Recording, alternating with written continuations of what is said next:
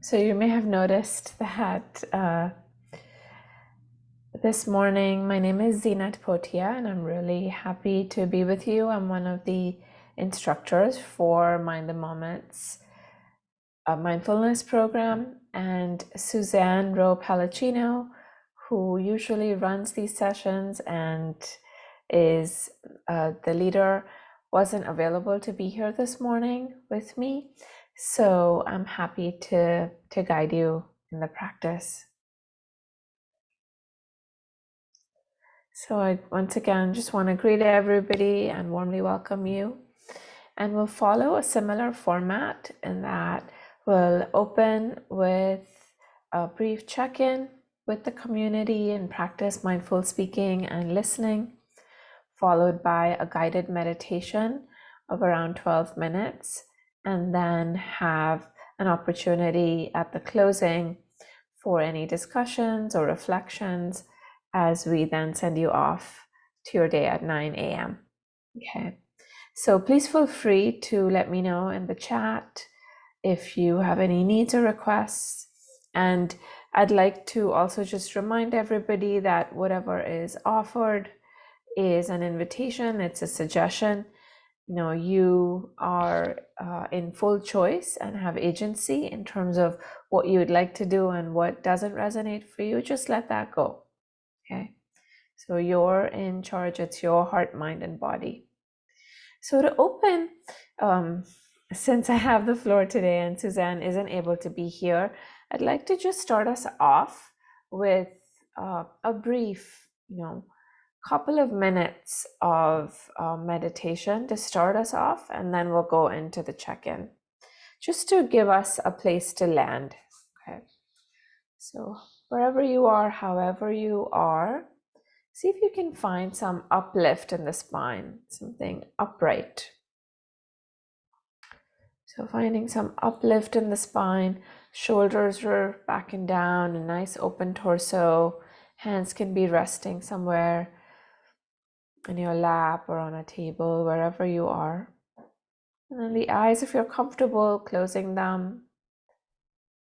Very relaxed head and neck.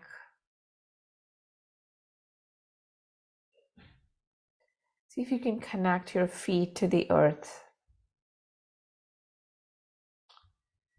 Really touching in that contact with both the feet, steadying, grounding, resourcing. Receiving the support.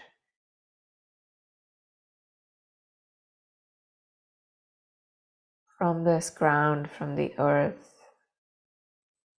And if you can sense it, if you can open to it, allowing it to flow upwards into your body, into your system, so you're absorbing that grounding energy.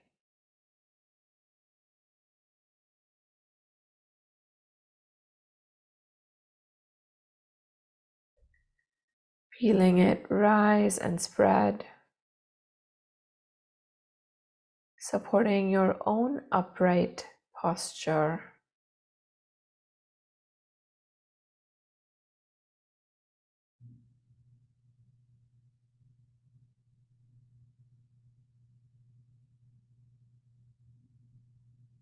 And the steadiness, this grounding, this support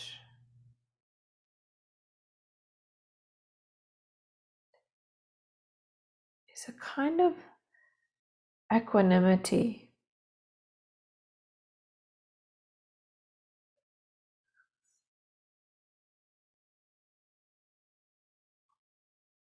That is independent of external conditions, which are constantly shifting, changing.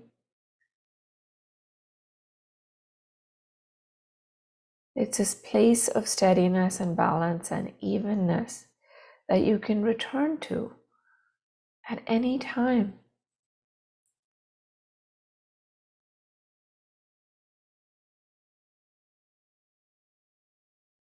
So really allow your system to taste it, to know it, to become familiar with it.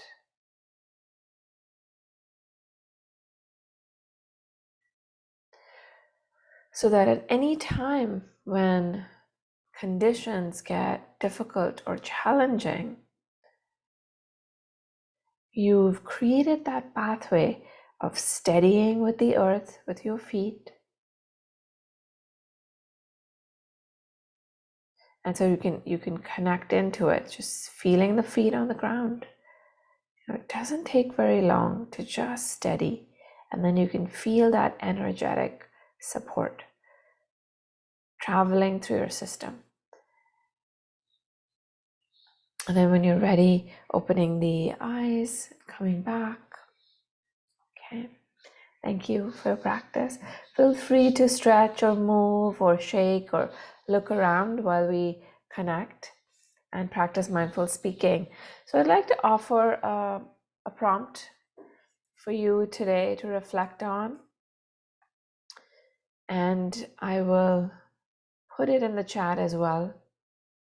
It's still January, and the encouragement from the external culture is around goals or resolutions and those types of things. And I really want to encourage you to consider different language. Not that those things aren't helpful, but the word I want to offer is intention. What is wise intention? It is said in these classical mindfulness teachings that everything rests on the tip of one's intention. So intention can be seen as a compass, a guide, or as planting seeds. It's not so much something that's goal-oriented. It means letting go, surrendering our fixed control over outcomes, and putting that energy, investing it in the planting of the seeds, in the journey itself, in the process, in our intention. It's what moves things forward.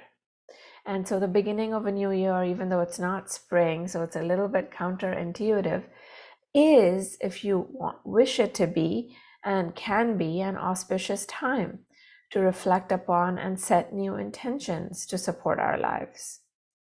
Okay, and the three wise intentions that can guide us to live deliberately, to live consciously, as Henry David Thoreau said, is that we have an emphasis on non-harm, on kindness, on non-cruelty or compassion.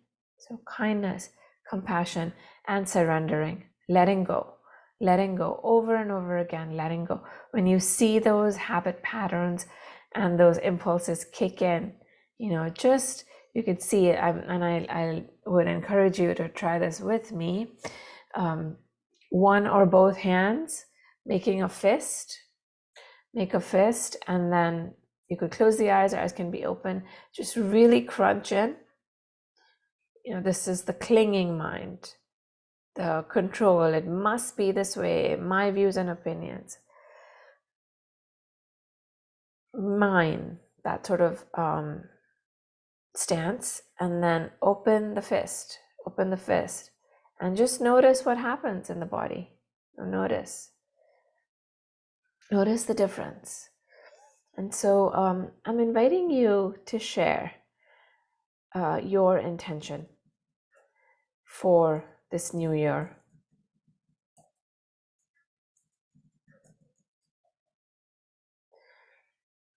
And it can be one or two things. It can be a word or a sentence.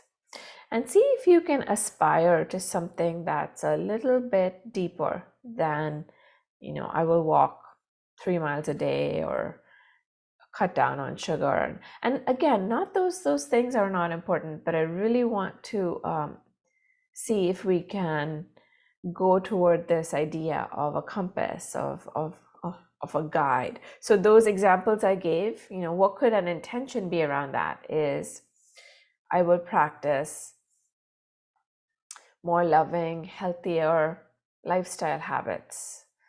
That could be another way to phrase that, right?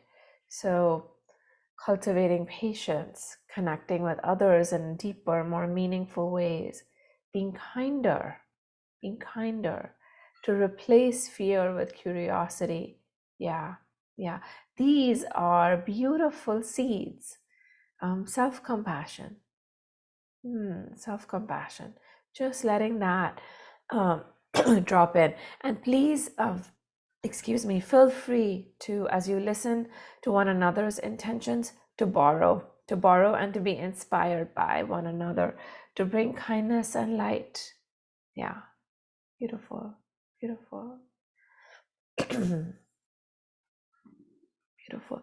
And then to also acknowledge that we're imperfect. This is a practice. This is a practice. And so these guides, these compasses are there to show us the way. We will forget, and then that's okay. We can forgive ourselves. We can soothe the shame or guilt or regret that might ensue, and then we simply begin again. We simply begin again. Okay? This is not a one and done deal that I make the intention and now I'm in some fixed, rigid box. Absolutely not. It unfolds. Our intentions unfold to embrace opportunities that I encounter. Yeah. Yeah. And just think about the difference between having an intention and not having one.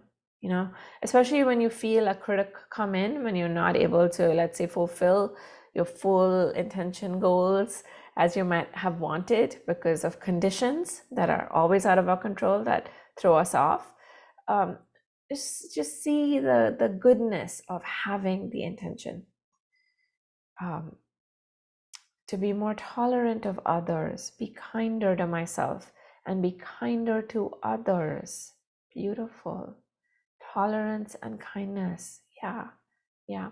Another way to practice this that I want to give you as a tip, and then we'll move to the meditation portion of our morning, is that now this requires a little bit of discipline, but I think, at least in my own life, it's been a low lift in that you'll see how it is for you. So when you wake up in the morning, first thing, eyes open, you're conscious, you've woken up. Even if it means you've fought a battle with the snooze thing, you're awake. You might, before you reach for the phone or before the to-do list comes in or you talk to somebody else, or before you turn outward, see if you can turn inward and make an intention for the day. Make an intention for the day, just the day ahead, not a 5-year plan, not really something elaborate, just for the day. I try to do this every single day. And so, and really be kind of curious, bring your awareness and see what emerges. See what emerges. Be loose around it, not so tight, not so fixed. See what arises. Trust your wisdom, and then you have that to carry you through the day as something that you can touch, especially when things again start swirling. You have that, and you might even close it out. So the companion piece to this practice is at the end of the day, when you're going to bed, bring that intention to mind once again and just see how it was. Not with a view to evaluate or judge, but to just see how it went. See how it went. And then just let it go. Let it go. Sometimes there might be like themes of intentions. There might be the same intention that keeps coming up day after day. So it's just information.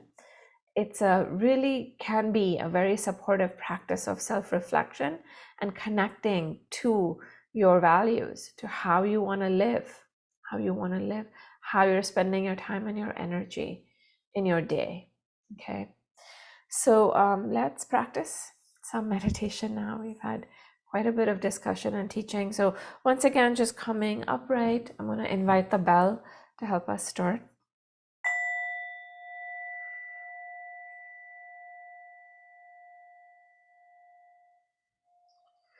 Just coming into some quiet now, some inner quiet, upright.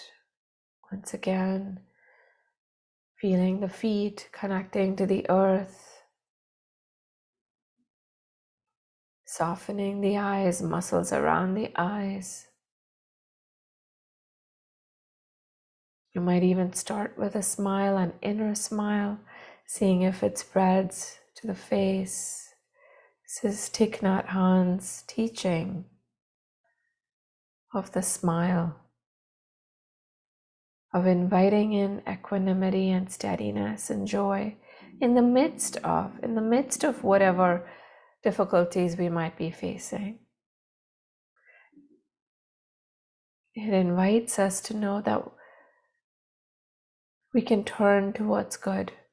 In any moment, we have that choice. And then if you'd like to try the intention practice, setting an intention for this meditation, just these few minutes, set an intention for yourself.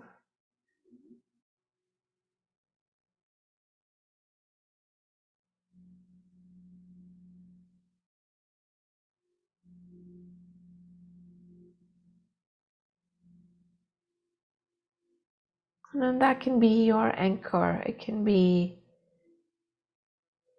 your compass every time the mind wanders off into the thoughts of past or future. Your intention can help you come back home to the body sitting here, to sensations, to the breath if you practice breath awareness, to sounds. Whatever tools you use in your mindfulness practice to help you stay connected to the present moment, turning toward them. I'd like to offer an intention or an anchor, which is this phrase, may I be well. You could just keep dropping it in over and over again. May I be well. Wishing yourself well, with affection, with warmth, with curiosity, over and over again. Dropping this in. May I be well.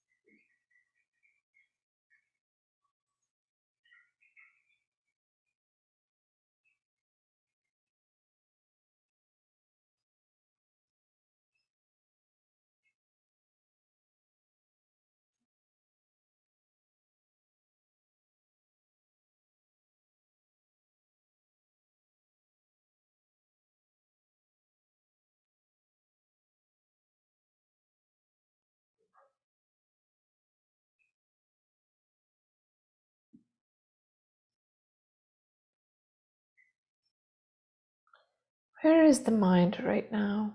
Helping it come back, come back. The breath, sensations, may I be well, or to your intention. And recommitting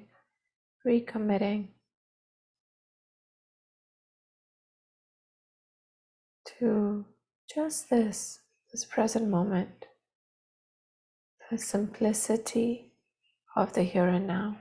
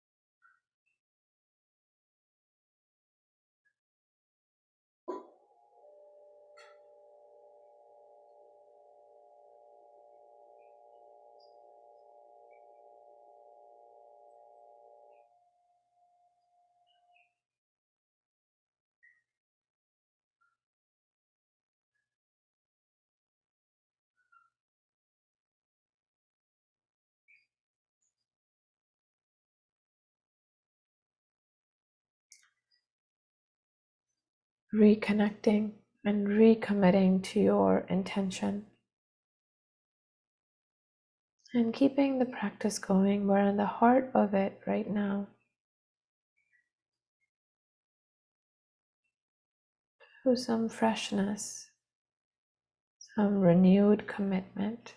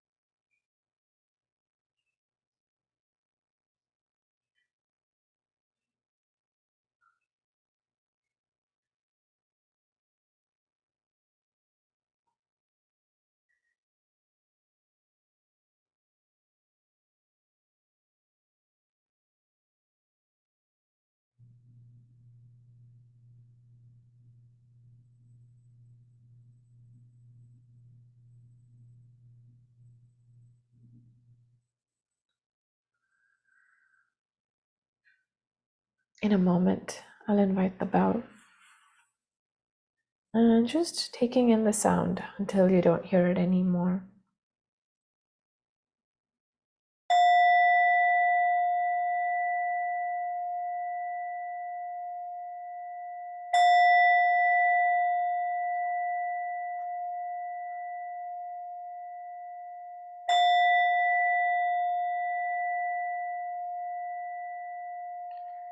And then taking your time as you open the eyes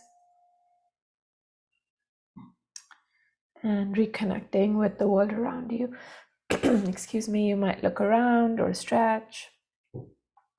Thank you for your practice. And the floor is open if there's any comments or questions about mindfulness or meditation or working with intentions. Please feel free to ask or to share with the group.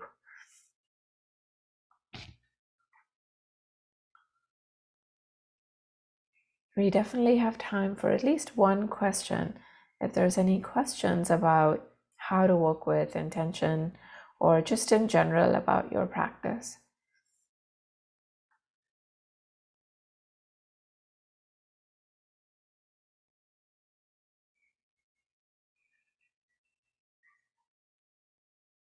Good. I'm glad, Kelly.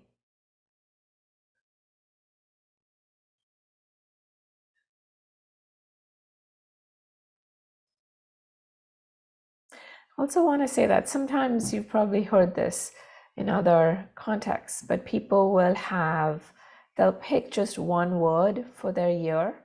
So one word that's a guidepost for the year. So you might even consider a one-word intention. Sometimes keeping it really simple helps us along, and then just writing that word down somewhere where it's visible so you see it often, maybe on the fridge or somewhere, and then that's becomes like your friend that can guide you, especially when you get thrown off. It's a reminder.